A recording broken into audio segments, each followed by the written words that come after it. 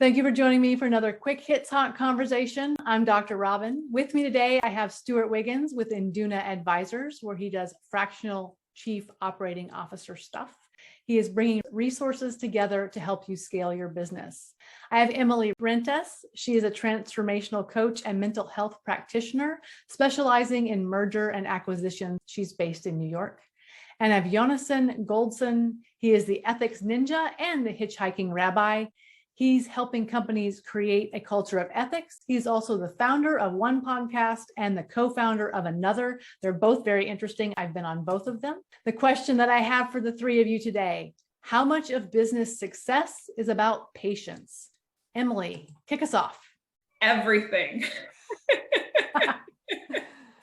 Especially with yourself. When I think about this question, it immediately reminds me of how much I am constantly working on having patience with myself and understanding the learning curve and understanding delayed gratification and testing things and being able to really have patience with myself even when things don't go the way that I want them to, right? I think that as business owners, we can put a lot of pressure on ourselves and have a certain amount of expectations and deadlines and things like that. But if we're not being patient with the process, it can create more frustration. It can create more anxiousness around the process, and then you're not enjoying it. And if you're not having patience with yourself, you don't end up having patience for others as well. And those are things that are out of our control. So within our control is having patience for ourselves and the process, and understand that part of being in a business,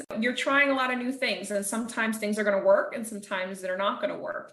And that's part of the creative process as well. And the more that you can enjoy that, you can have more pleasure in your business instead of constantly being focused on what's not working and trying to constantly grow. So everything as a business owner requires you to have patience for yourself. I think that's a really wonderful synopsis, Emily. We feel that we shouldn't be patient with ourselves because we want to accomplish, we want to achieve, we want to grow. And that's true.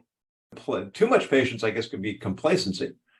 But on the other hand, to have that sense that it takes time to get from point A to point B. There's a story in the news a number of years ago about how watermelons were exploding in the fields in China because it was such an important cash crop that the farmers wanted to accelerate the growth of the watermelons, and they gave them steroids. They tried to speed up the maturation process, and in the end, they lost their crops. So if we don't have that sense of measured progress, then we're going to sabotage ourselves. And we also have to define what success is. Success means different things at different phases and different stages. And one of the ways that I think businesses do sabotage themselves is with these quarterly earnings or benchmarks.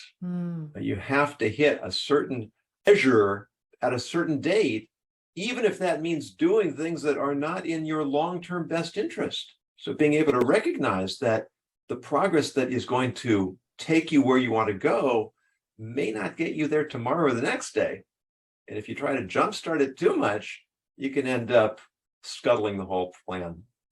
Actually, as Yonason read my notes, because I have a note here that says, what does success look like? So the question I ask is, does patience mean achieving the 100% solution, or are there incremental wickets that also can be defined as success? So does that mean if I'm patient to make the 75% solution, have I been patient enough, or am I going to continue to push and drive to get to the 100% solution? So here's the picture I paint.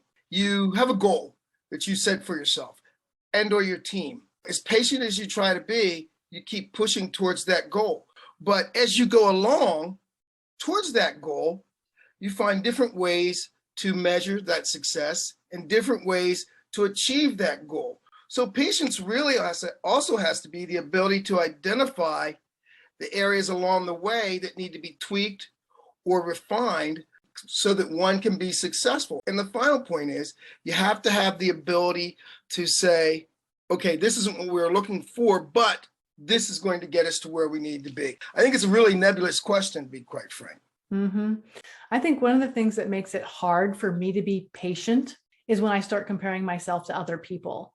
And we always make the mistake of looking at other people's stage production, like they've already done all of the back end work and they have a stage production. And we're comparing what we have going on in the green room, which is always complete chaos. And I think that leads us to not be patient because we feel like other people have their act together so much better than we do. It's also a reminder of our deficit in the sense of what our weaknesses are. If we're not learning something as fast as we want to, or it's not going the way that we want to, it kind of could also kind of trigger for us, oh, I'm bad at this, or I always struggle with this. So if you struggle with something specifically in how you judge yourself, when you start that comparison game with others, it will show up more, because then you're not only getting down on yourself, but you're also comparing your chapter 5 with somebody's chapter 10 on top of that.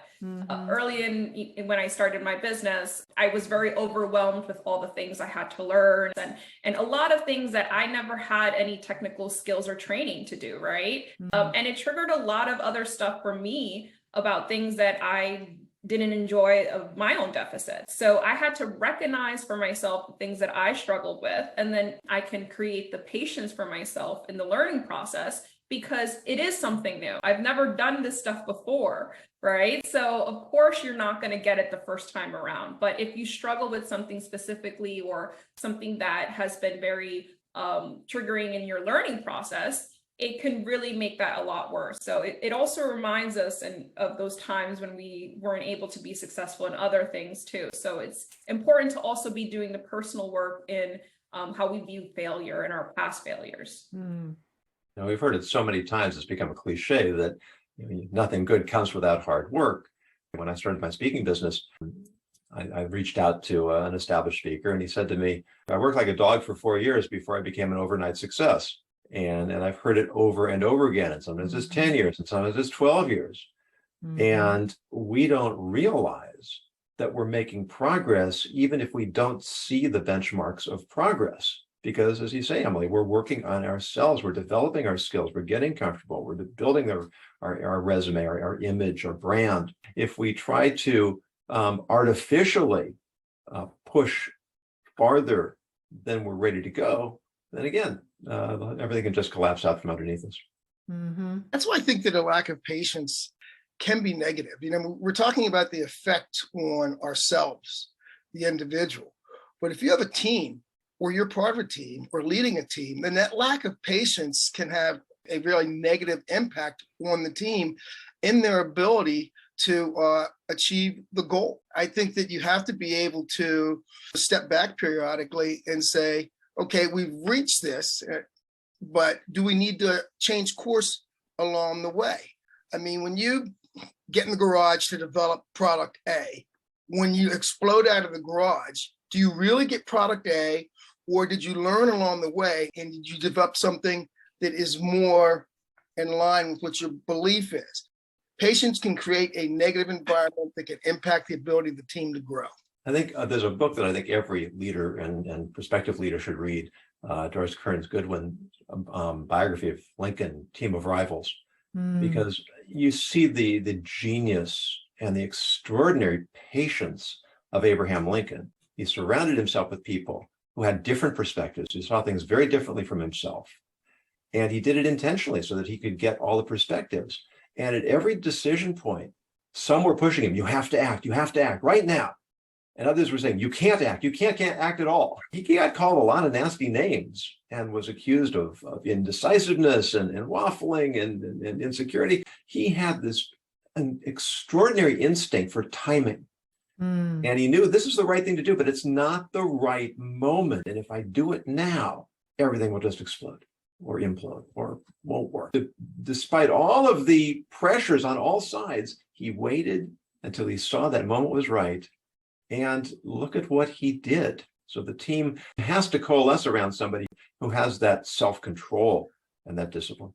And that's a great place to end a 10-minute conversation where you talk about patience on one side that is so, so important, and then timing on the other of recognizing when is the right time to act. And that balance is the hardest thing when it comes to business, I think. So thank you so much for having this conversation with me. And I look forward to speaking to each of you again really soon.